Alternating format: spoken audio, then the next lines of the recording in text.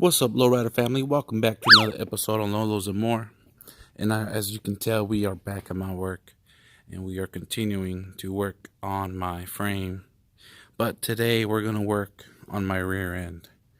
Like the exact same thing that I said for my frame, I'm gonna say the same thing about my rear end. Even though my rear end is slightly different way different than yours, you can still take everything that I'm about to teach you on this video and take that information and put it towards your rear end. Even though mine's not the same, I have to do some extra cutting, different measurements, but it's pretty much all the same. I think I've mentioned before, on G bodies you can put C channel on top of your axle, over the pumpkin here, starting here, and you can weld it to the backing mounting plate where you can mount the backing brake plate too. It has like a big mounting bracket front that's on the axle itself. As you can tell, mine is weird, but you can weld that same C channel all the way over to that one backing plate. So that's the only difference on mine. I'm not going to be able to do that. I'm going to get as close as I can because I got to, take that, into account that the brake line is right there. So I can't be too close to it. So I'm going to do that. And on mine, I have the damn brake block on the axle itself instead of being on the pumpkin. So that's a difference between you and me. So I'm going to start cleaning up my axle, taking off everything I'm not going to use, drain the oil out, cut everything, grind it, clean it, put a fire torch to it, because obviously there's a lot of oil soaked into the axle right now.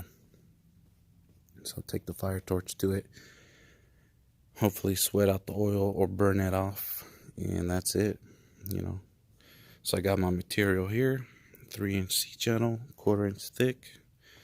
I'm gonna lay it on top and on the bottom.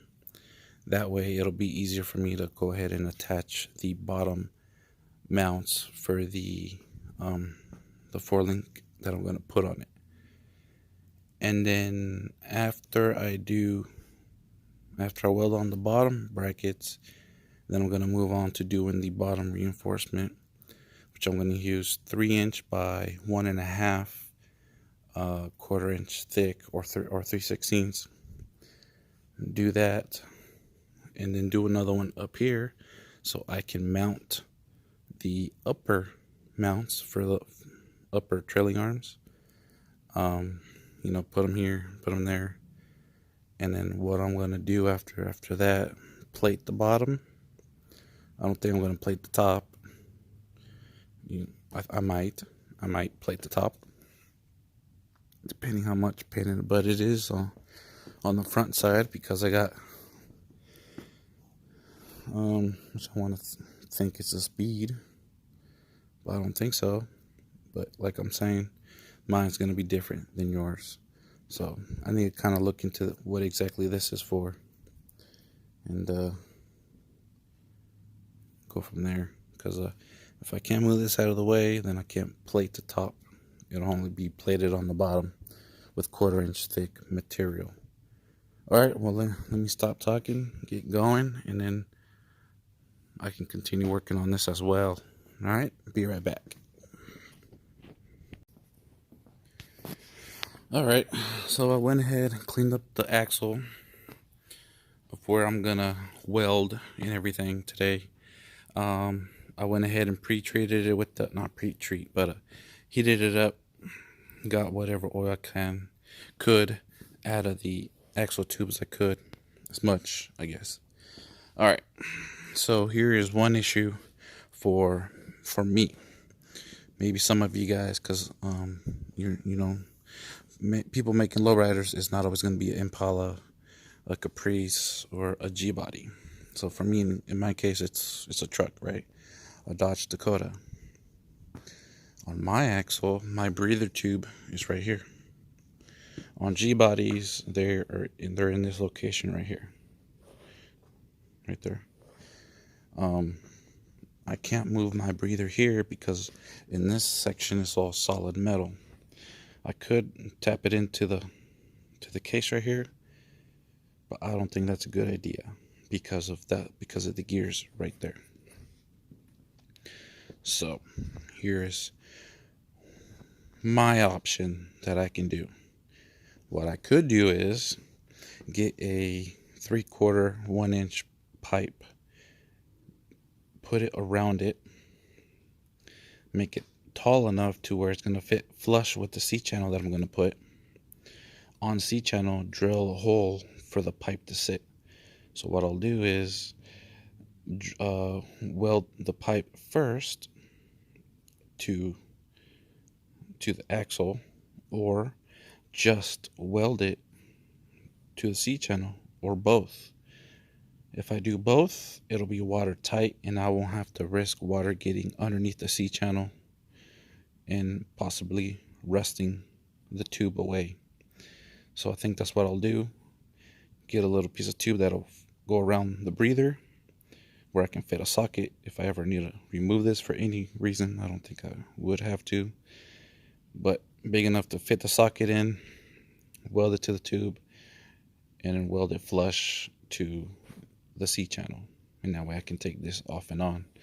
Now what was here was my my little brake distributor block. It's not a valve or anything like that, so I'm kind of lucky there. So all I have to do is buy some kind of T and just replace the little block, because it's not a valve. It's not a proportioning valve. Oh yeah. All right. So that's what I'm gonna do for mine. You guys can do whatever you want. You could move it if you wanted to, weld the hole shut,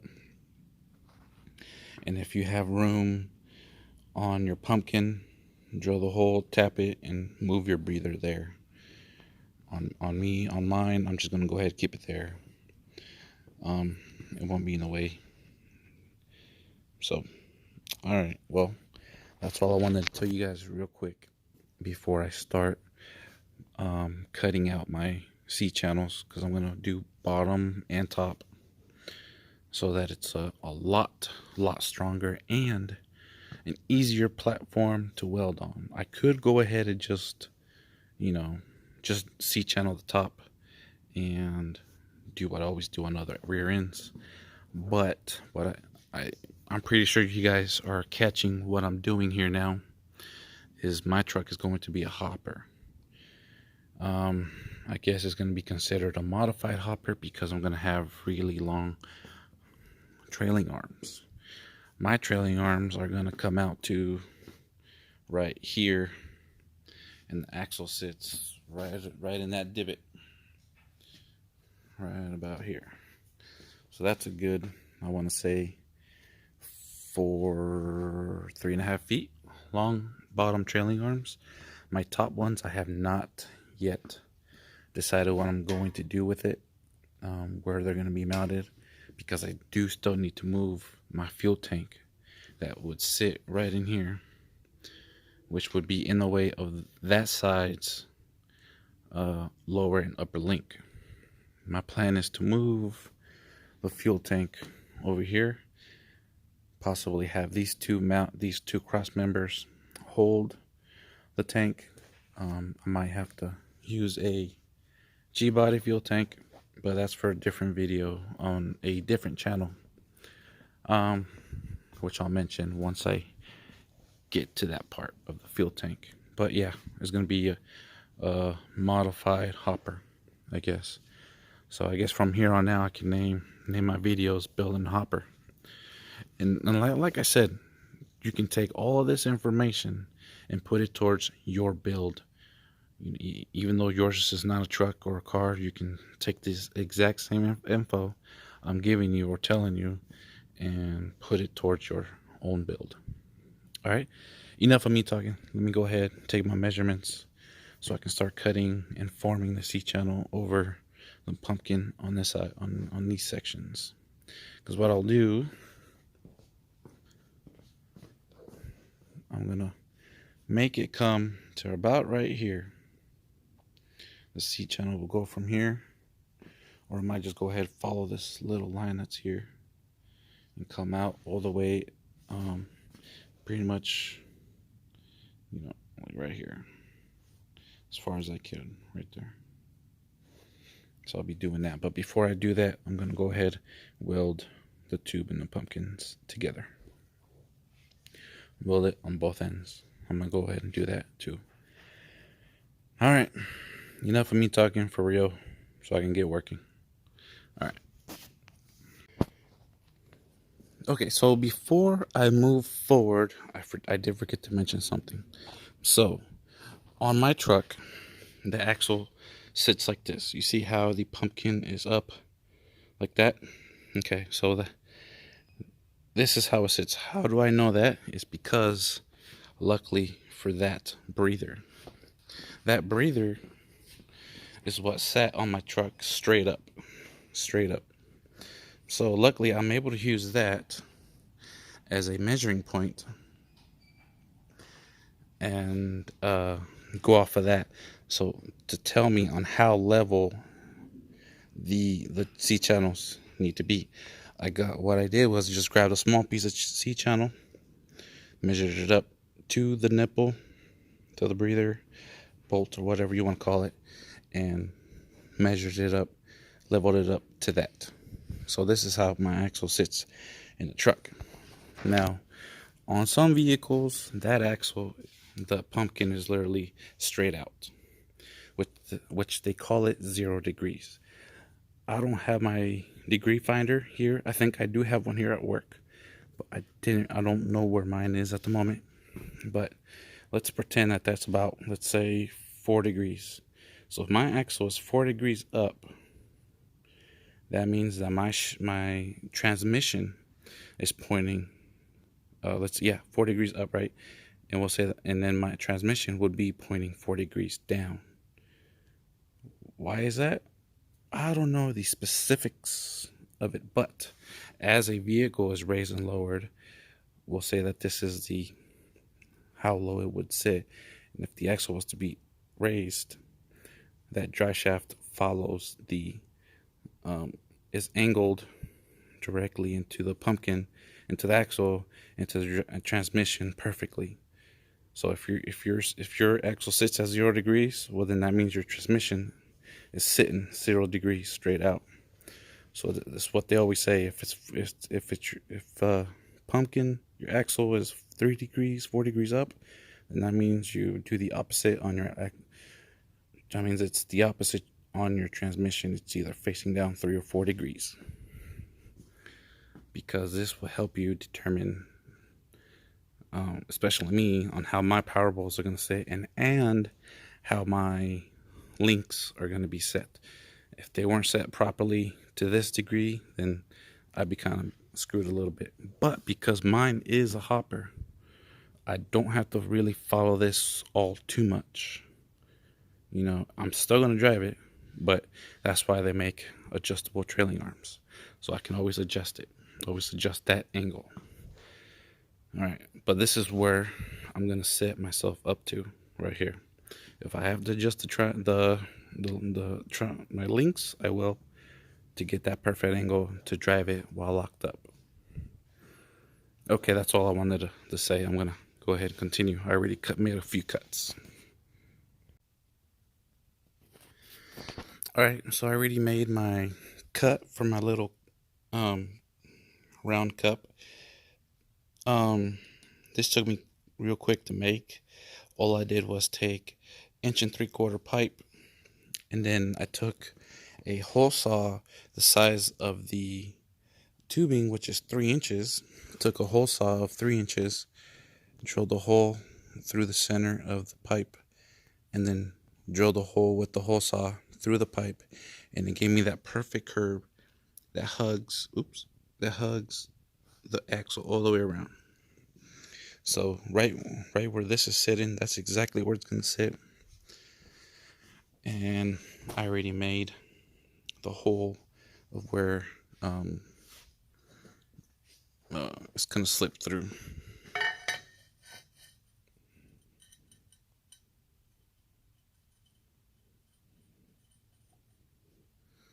Like that.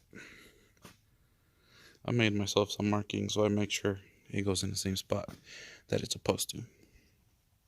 So this is what I'm going to do. It's going to overlay on the pumpkin, like I said. And that's how much I decided to go ahead and go back on it. So, alright, time for me to do some burning. All 4 C channels are cut. I'm going to go ahead, clean the edges, and weld for a while. And I'll be back until we get to that point. And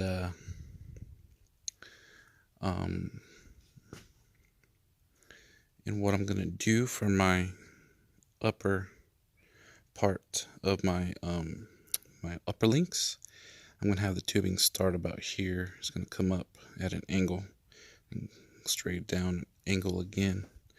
So we'll see how that turns out. So see you in a little bit. Alright, so I got all of the C channel on, and now I'm ready to do the bottom bottom mounts for the control arms, and start doing the little bridge for the upper mounts for the upper links. So like I said, I'm gonna use 1.5 by 3-inch tubing, come up and go down there, and then I'll be able to weld my brackets there. I just think it's probably easier this way. Well, for me, just considering I'm building my very first hopper on my own, I'm just going to use the knowledge I know, put it to test, put it to work, I guess, and see how it all works out. People like to say that there are secrets to building a hopper, but I'm going to let you guys know whatever I know. Alright, well, it's getting dark. I'm going to go home, and for you it'll be just a few seconds. See you in a bit. Alright, so it's day number 2, and as you can tell, I did some more stuff on the axle. I wanted to show you guys, I ended up just buying some already made brackets from a off-road website online. I ordered these ones right here are going to be for the frame. All of these plates are 3/8 thick. Since it is a hopper, this is what I'll be going for, that size on the brackets. So I bought multiple of these right here, different lengths, just in case. But yeah, I mean, yeah, I could have made my own, but I didn't want to, clean them up because of, I'm not that great at plasma cutting. I don't have that steady hand that I need. So, I went ahead, laid on some really thick, fat, ugly looking welds because I really wanted the welds to penetrate the axle as much as I could. So these pieces are from that same website, again, 3/8 thick, the upper links. So on my upper links, I'm going at my own angle. I'm not going by the angle that is probably on G bodies and stuff like that, but I am going to use the angle for the bottom ones from a G body axle. I'm going to use that angle, just because it's whatever. Just because I got one at home, I'm just going to go off of that. But like I was saying, I just laid some really booger fat welds as much as I could because I really wanted it to penetrate. Just really fat welds, really. Welded up the insides and stuff like that. So I made this bracket out of 1.5 by 3-inch tubing, and then I quickly realized that these were not going to fit on the 3-inch wide tubing, so I had to add an 1.5 by 1.5 tubing to the piece that I made. Just cut it to length, cut some triangles out of it, smashed the sides in, and welded it up. So that's that for that. But there's always different ways. If you have enough room on your axle for a ball joint, you could also put these down here. They don't have to go up here, but I've seen people do them down here. Did I show you guys that part? I'm pretty sure I did. I'm just gonna lay another weld here, and here's a flap desk to get rid of the little imperfection. But yeah, my intention was to do what the big fat ugly welds all the way around. So anything after this point, besides doing the under reinforcement, once I put the plates on, those will be really good welds, consistent welds. They won't be as ugly as this, because these I don't really care about, because I just wanted good penetration. Sounds like I'm losing my voice a little bit. But yeah, I got here and I got to work, and I made all of this. So, all of that. Just the upper part, of course. I might go ahead and even plate this top section behind this right here. I'll be able to plate it. It'll look really nice. It'll look plated bottom and top. So I think I will do that. But yeah, this is it for today. I gotta work on some other stuff for some friends and club members, so I gotta hurry up and do that as well. Sorry there wasn't too much for me to say on day 2. Yeah, enough of me talking. Let's get on to day 3. All right. Well, I got the bridge tacked in. Well, more than tacked in. Has a couple welds on it. So this is what I decided to do on my lowrider, since it's a truck. What normally would happen is, see, on a G body, the rear end is boxed from the factory, right? And what you would do is put another plate on the inside and then weld your bridge in between the frame.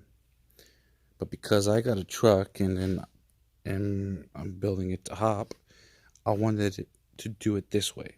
So what I did was put the bridge in. I had to cut the upper part of the frame to fit it, to make it come up so it can be the exact same length.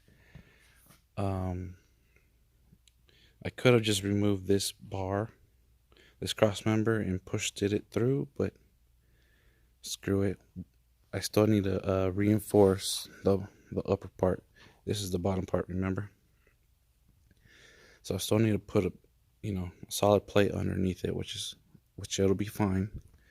So that's how I got that in there, by cutting out slits to bring the bridge straight up.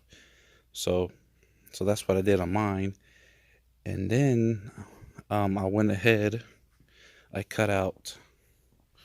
had to recut my plates out, and these are 3/8 thick plate. What I did is make slits in the plates, so the bridge this can slide over the bridge. So it'll do that on both sides, slide right over. Then I'll be able to weld the plates to the bridge and to the frame.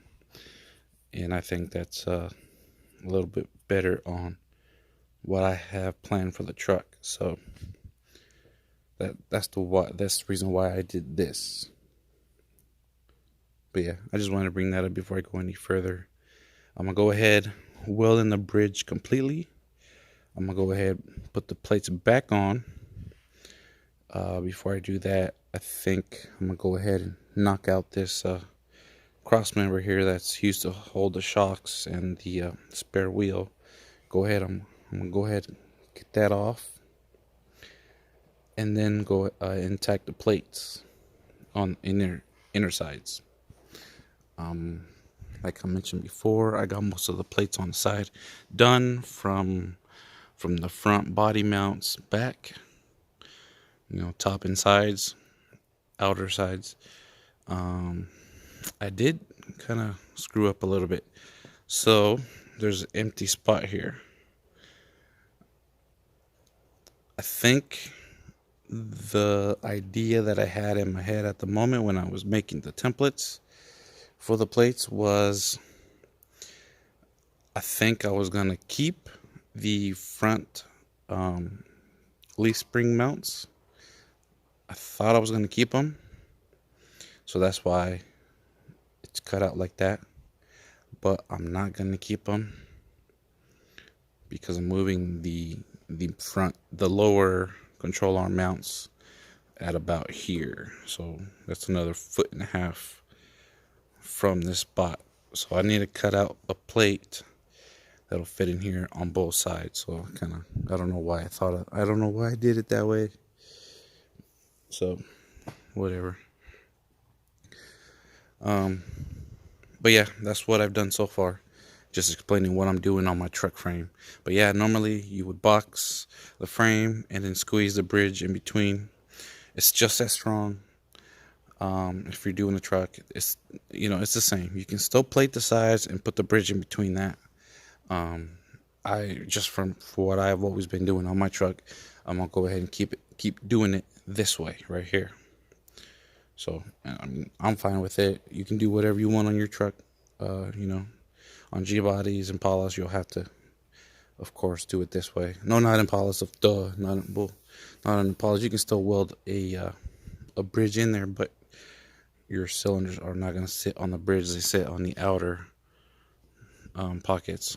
So, but yeah, that's just letting you know how I did that, or why I did that. All right, I'm gonna go ahead, continue tacking on my plates, and see ya as soon as I finish welding on all the damn plates. The front is not gonna be fun. I can tell you that right now. All right, see you guys in a few seconds. All right, guys, the frame is officially done being plated. It's done. All I gotta do is flip it back over after I'm done burning this whole frame on the side. Flip it over so I can just reinforce the spring pockets, and that's all I have left. I know you guys are probably saying, where the hell's the video for the trailing arm installment? Well, to tell you the truth, I didn't think I had to do it because there is a lot, and I mean a lot, of videos on how to install a 4-link trailing arm. And I mean a lot. Mainly from off-road YouTube channels.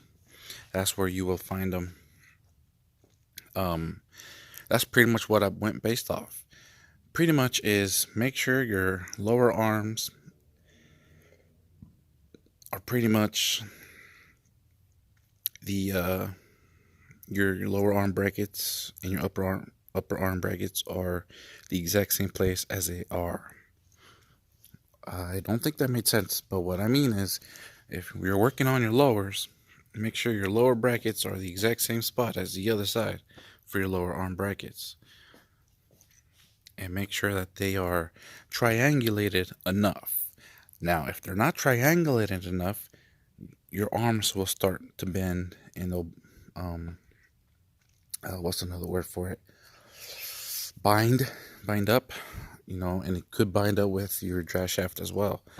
The reason why my lowers are so freaking long is because this is where my carrier bearing is for my drive shaft. So I figured if I go with the same flow with the drive shaft, it'll be fine. My drive shaft carrier bearing is actually right here, I believe.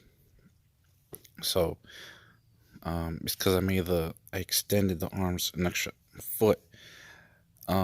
What made this process faster for me is I bought this arm. I forgot what length it is, but I bought it from Rough Stuff Specialties Suspension or something for off-road, whatever. I bought the arms, right? And then I bought the hems, and then I bought these brackets. Then I bought those brackets, and I think I mentioned it before, but I bought those brackets too, and the ones underneath the axle. It made the process a whole lot easier and faster. Less time me having to design those, especially, was a lot faster.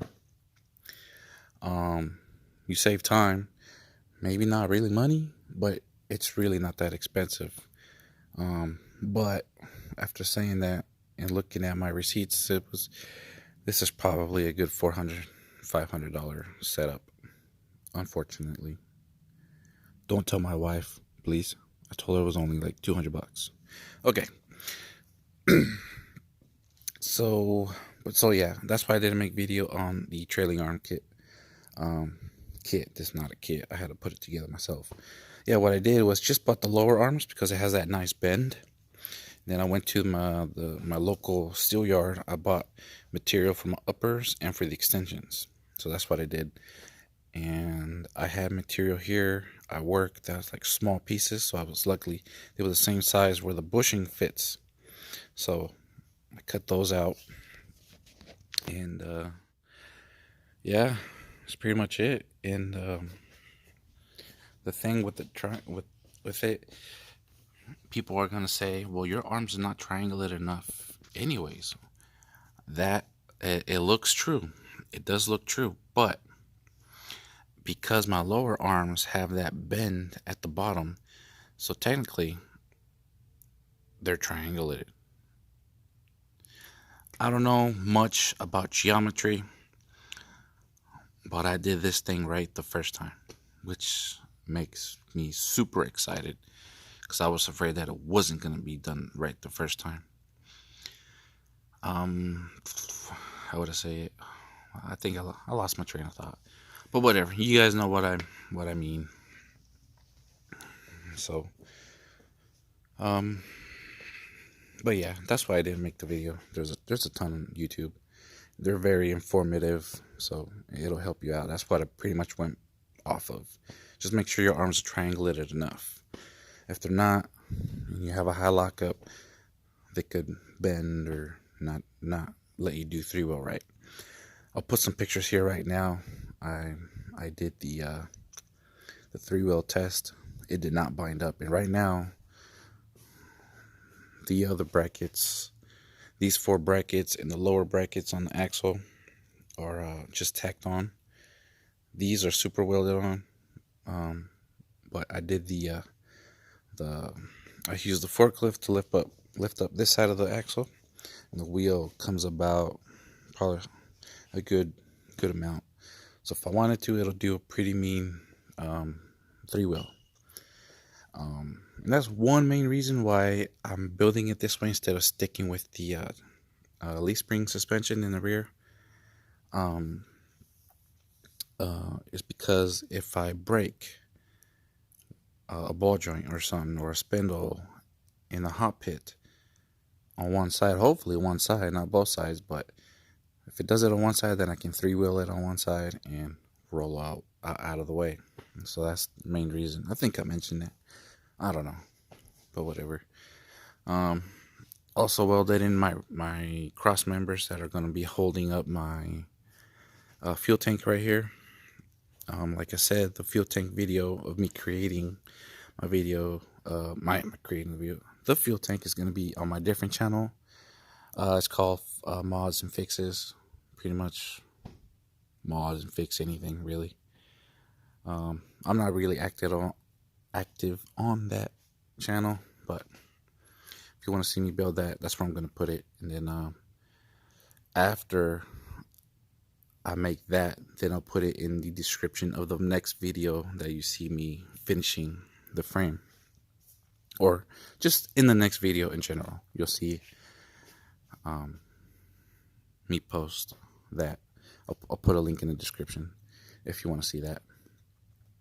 But that's it. I'm going to go ahead now, weld the whole frame together, and we'll see you guys in the next video. Alright, well, I think that's it for me for today. I'll have to see you guys in the next one. Don't forget to like, comment, and subscribe. If you guys didn't like the video, I don't blame you. Alright? Peace.